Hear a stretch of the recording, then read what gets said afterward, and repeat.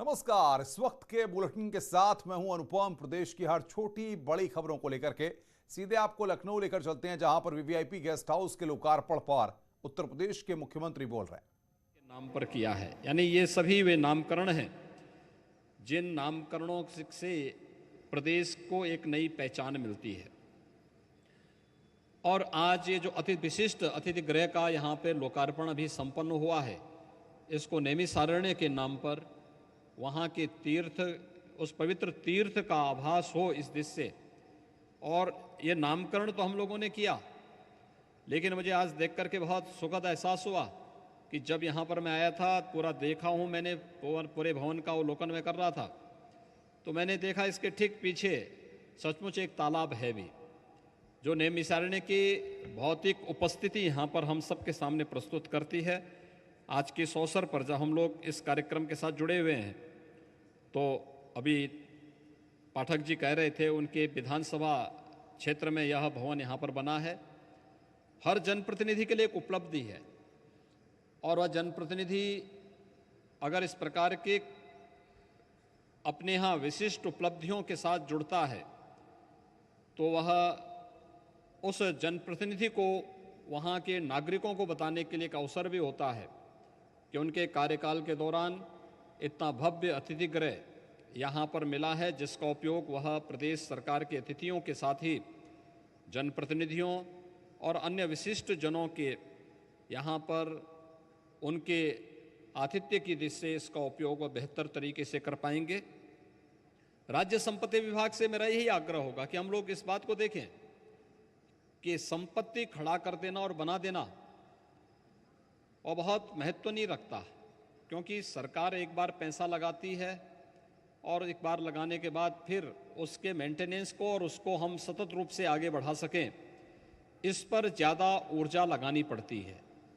और इसके लिए पहले दिन से ही उस प्रकार के लोगों को अपने साथ जोड़ना, उस प्रकार की संस्थाओं को अपने साथ जोड़ना और उन कार्यक्रमों को इसके साथ आगे बढ़ाने का कार्य अगर हम करेंगे, तो उस अतिथि गृह अपना एक महत्व रखता है।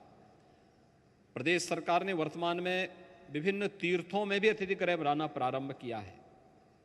जैसे हरिद्वार में हमारा एक अतिथि गृह बनकर के तैयार है, और उसको हम लोगों ने महाराज भगीरथ के नाम पर, भागीरथ राज्य अतिथि गृह उत्तर प्रदेश के नाम पर हरिद्वार में उसका नाम रखा है। इसी प्रकार से बद्रीनाथ में भी हमारा एक अतिथि गृह बन रहा है, उस पर भी तेजी के साथ कार्य चल रहा है, और मैं विश्वास रखूंगा कि बहुत समय से हम इन कार्यक्रमों को आगे बढ़ाने का कार्य कर पाएंगे।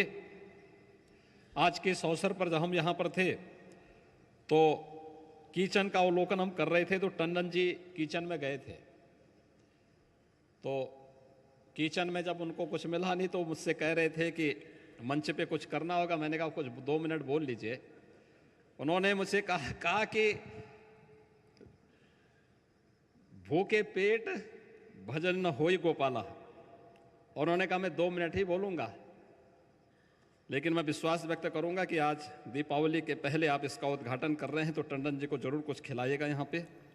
तो गेस्ट हाउस का लोकार्पण यहां पर उत्तर प्रदेश के मुख्यमंत्री के द्वारा किया जा रहा है, और सीएम योगी ने आज विपक्ष पर भी निशाना साधा। 100 करोड़ वैक्सीनेशन के बाद विपक्ष पर निशाना साधा।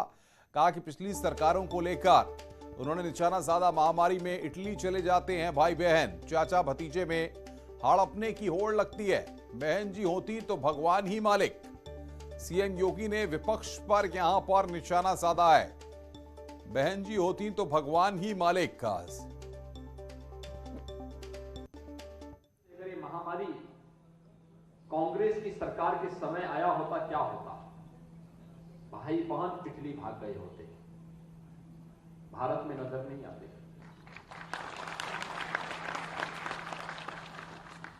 सपा की सरकार में आए होते तो चाचा भतीजे में होड़ लग गई हो गई होती कि कौन कितना ज्यादा हड़प ले। उनको गरीब की चिंता नहीं होती, किस माफिया को कहां ठेका दिलवा दें। और बहन जी के समय में आई होती तो बहन जी के समय तो भगवान ही मालिक होता है। कोरोना वैक्सीनेशन के मामले में भारत ने नया इतिहास रच दिया है। देश ने कोरोना वैक्सीन के 100 करोड़ डोज का आंकड़ा आज सुबह करीब 9:45 बजे पूरा कर इतिहास रचा। 100 करोड़ डोज पूरे होने के मौके पर पीएम मोदी दिल्ली के राम मनोहर लोहिया अस्पताल पहुंचे। यहां पर करीब 20 मिनट तक रहे। यहां मोदी के सामने ही बनारस के दिव्यांग अरुण रॉय को 100 करोड़वां डोज लगाया गया। इस दौरान उन्होंने हेल्थ केयर वर्कर्स से भी बातचीत की। इसके अलावा पीएम मोदी ने कुछ दिव्यांगों, अस्पताल के सुरक्षा कर्मियों और दूसरे स्टाफ से भी बातचीत की है। बता दें कि देश में 16 जनवरी से कोरोना वैक्सीनेशन की शुरुआत हुई थी और आखिरी 20 करोड़ डोज 31 दिन में लगे हैं। बता दें कि देश की 75% वयस्कों को एक डोज लग चुकी है और 31% आबादी को दोनों डोज लग चुकी हैं।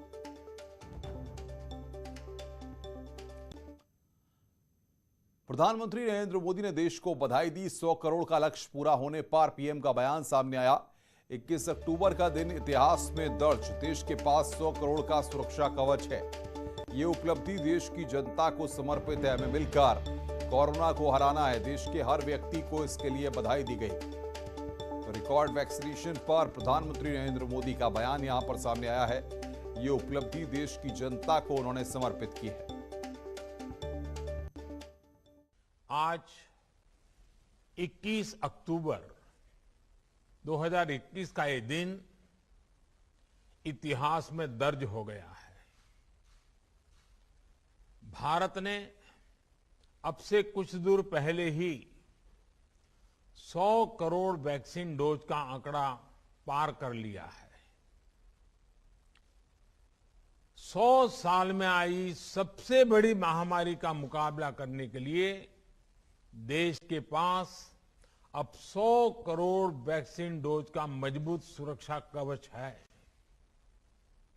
ये उपलब्धि भारत की है, भारत के प्रत्येक नागरिक की है। मैं देश की वैक्सीन मैन्युफैक्चरिंग कंपनियां, वैक्सीन ट्रांसपोर्टेशन में जुड़े कर्मयोगियां, वैक्सीन लगाने में जुटे हेल्थ सेक्टर के प्रोफेशनल्स, सभी का खुले मन से, हृदय से बहुत बहुत आभार व्यक्त करता हूं। हमें मिलकर कोरोना को जल्द से जल्द हराना है। मैं प्रत्येक भारतवासी को बधाई देता हूं। 100 करोड़ वैक्सीन डोज की ये सफलता प्रत्येक भारतीय को अर्पित करता हूं। प्रधानमंत्री मोदी जी के प्रति अत्यंत आभारी है, जिनके मार्गदर्शन और नेतृत्व में आज इस सदी की सबसे बड़ी महामारी से बचाव के लिए सुरक्षा कवच के रूप में फ्री वैक्सीन, सबको वैक्सीन के 100 करोड़ डोज भारत देने में सफल हो रहा है। दुनिया के अंदर सबसे तेज, सबसे व्यवस्थित और सबसे अच्छा वैक्सीनेशन का ये कैंपेन आज 100 करोड़ के अपने लक्ष्य को प्राप्त कर रहा है। प्रधानमंत्री मोदी जी के प्रति अत्यंत आभारी है, जिनके मार्गदर्शन और नेतृत्व में आज इस सदी की सबसे बड़ी महामारी से बचाव के लिए सुरक्षा कवच के रूप में फ्री वैक्सीन, सबको वैक्सीन के 100 करोड़ डोज भारत देने में सफल हो रहा है। दुनिया के अंदर सबसे तेज, सबसे व्यवस्थित और सबसे अच्छा वैक्सीनेशन का ये कैंपेन आज 100 करोड़ के अपने लक्ष्य को प्राप्त कर रहा है।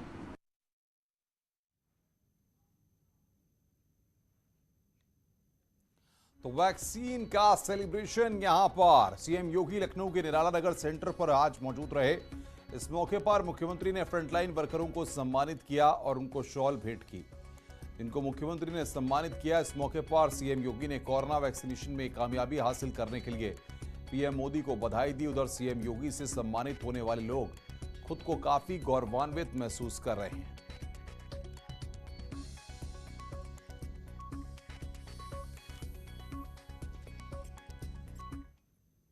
वैक्सीनेशन के आंकड़े को पार कर लिया। हालांकि उत्तर प्रदेश देश का सबसे नंबर 1 राज्य है जहां सबसे ज्यादा कोविड वैक्सीनेशन हुआ। मुख्यमंत्री यहां पहुंचे, उन्होंने कोविड वर्करों से बात किया, बाकायदा उनको साल प्रस्तुत की, उनको भेंट किया, उनका हौसला अफजाई किया। जिन लोगों से उन्होंने बात किया उनसे हम बात करने की कोशिश करते हैं, जिनको 100 करोड़ के पार के टीके हो गया। अब ये देखिए, ये वैक्सीनेशन लगाया जा रहा है और ये जो बैठी हैं इनसे मुख्यमंत्री ने बात की। बाकायदा देखिए, ये वैक्सीनेशन लगा रही हैं, टीकाकरण की डोज दे रही हैं। उनसे बात करते हैं। आपसे मुख्यमंत्री ने बात किया, साल प्रस्तुत की, कैसा लगा आपको? बहुत अच्छा लगा, बट मुझे सम्मानित नहीं किया गया है, मेरी सीनियर को सम्मानित किया गया है। ये बताइए, 100 करोड़ का आंकड़ा पार हुआ है? यस सर, उससे तो अच्छा लग रहा है? मुझे बहुत अच्छा लग रहा है। देखिए, 100 करोड़ का आंकड़ा पार हुआ है और पीछे भी चलते हैं, उन लोगों से बात करते हैं जिनको मुख्यमंत्री ने सम्मानित किया है। उनसे बात करने की कोशिश करते हैं। दादी यहाँ मौजूद है। मुख्यमंत्री ने सम्मानित किया और कहा कि और मेहनत करिए, क्या कहेंगे? हाँ, बड़ी खुशी हुई कि उन्होंने हमको सम्मानित किया और हमको ये खुशी हुई कि 100 करोड़ का आंकड़ा हमारा पार हो चुका है। आगे बढ़ते हैं। बड़ी खबर उत्तराखंड से। गृह मंत्री अमित शाह ने आपदाग्रस्त इलाकों का हवाई सर्वे किया है। सीएम धामी, राज्यपाल भी उनके साथ वहां पर मौजूद रहे। आपदा में अब तक 54 लोगों की जान गई है। आपदाग्रस्त इलाकों का हवाई सर्वे यहां पर किया गया है। ये तस्वीरें इस वक्त हम आपकी स्क्रीन पर आपको दिखा रहे हैं। आपदाग्रस्त इलाकों का हवाई सर्वे गृह मंत्री अमित शाह के द्वारा किया गया। इस मौके पर उत्तराखंड के मुख्यमंत्री पुष्कर सिंह धामी और राज्यपाल मौजूद रहे। ये तस्वीरें जो उन्होंने अधिकारियों के साथ बैठक ली है और ये तस्वीरें इस वक्त हम आपको दिखा रहे हैं।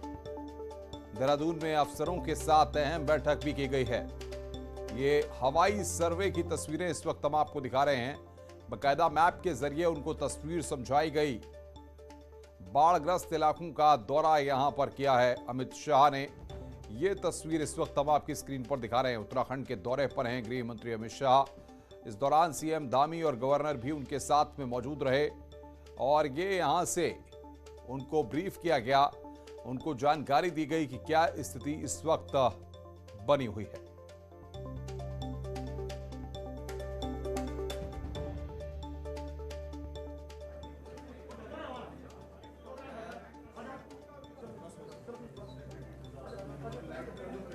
एक मिनट। शाहरुख खान आज सुबह बेटे आर्यन खान से मिलने आर्थर रोड जेल पहुंचे। दोनों की मुलाकात करीब 16 से 18 मिनट चली है। बातचीत के दौरान पिता और बेटे के बीच शीशे की दीवार थी। दोनों ने इंटरकॉम पर बातचीत की है। इस मुलाकात में जेल के अधिकारी भी मौजूद थे। महाराष्ट्र के जेलों में कोरोना के चलते कैदियों को अपने परिजनों से आमने सामने मिलने की इजाजत नहीं थी। ये पाबंदी बुधवार को ही हटी है। ऐसे में शाहरुख खान अपने बेटे से मिलने तुरंत पहुंच गए। आपको बता दें कि Aryan Khan Mumbai cruise drug party के दौरान शाहरुख खान के घर एनसीबी पहुंची और ये बड़ी खबर इस वक्त एक और आ रही है कि शाहरुख खान के घर पर एनसीबी पहुंच गई। एनसीबी ने छापा मारा है। ड्रग्स केस का आरोपी है आर्यन। बेटा आर्यन जेल में बंद है। तो शाहरुख खान के घर पर एनसीबी की टीम ने फिलहाल छापा मारा है। ये अपडेट इस वक्त आ रहा है। शाहरुख के घर पर एनसीबी की टीम पहुंची है, वहां पर छापा मारा गया है और ये शाहरुख खान की तस्वीरें भी हम आपको दिखा रहे हैं जो बेटे आर्यन खान से मुलाकात करने के लिए जेल पहुंचे। ए भाई, ये पीछे जरा थोड़ा पीछे जाओ ना। अरे थोड़ा पीछे आओ बोल रहा हूं। खबरें और भी हैं। फिलहाल उठ रहे हैं एक ब्रेक के लिए। ब्रेक के बाद जल्द हाजिर होते हैं।